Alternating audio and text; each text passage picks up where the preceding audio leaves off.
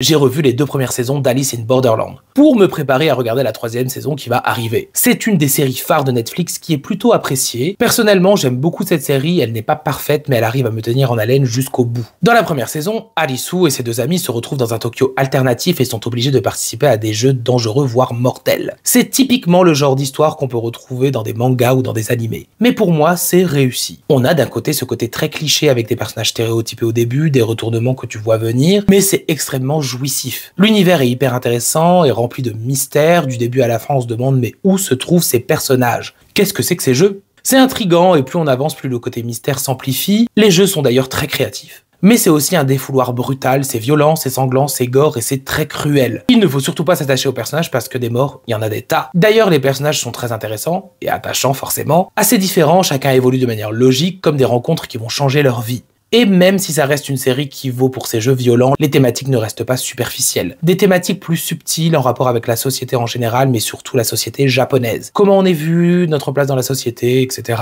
Et on retrouve des problématiques universelles et aussi actuelles. Les dérives, l'addiction, la sexualité, le genre, le rejet, l'âme humaine. L'ambiance est excellente, c'est plutôt adulte. Niveau réalisation, c'est franchement de bonne facture. À part quelques effets spéciaux un peu en dessous. Retrouver des lieux mythiques de Tokyo complètement vides, quelle surprise! La mise en scène est sympa, la bande son est excellente. Et le jeu d'acteur est très calqué sur celui des mangas, mais ça fonctionne, en tout cas en VO. Dans la seconde saison, Alisu et les autres font face à des jeux encore plus meurtriers et s'approchent du grand final. Concrètement, cette seconde saison se calque un peu sur la première. On retrouve tout ce système de jeu avec des personnages auxquels on s'est très vite attaché, et c'est fort dommage car les morts vont pleuvoir dans cette saison. C'est encore plus cruel, plus dur, plus violent, mais aussi plus surprenant. Les rebondissements, il y en a des tas, surtout la fin qui est excellente, même si c'est un peu long. La créativité dans les jeux est toujours là. Alors effectivement, il y a moins d'action et plus de discussions, disons, philosophiques, mais c'est complètement en rapport avec la première saison qui développait des thèmes subtils. Les personnages sont à bout, c'est complètement logique qu'ils commencent à réfléchir de manière intense et à se poser des questions fondamentales. L'ambiance est plus morose, presque dépressive, et ça marche très bien. La réalisation est proche de la première saison avec ses qualités et ses défauts, tout comme la BO et le jeu d'acteur qui s'est peut-être un peu amélioré. Vivement la saison 3.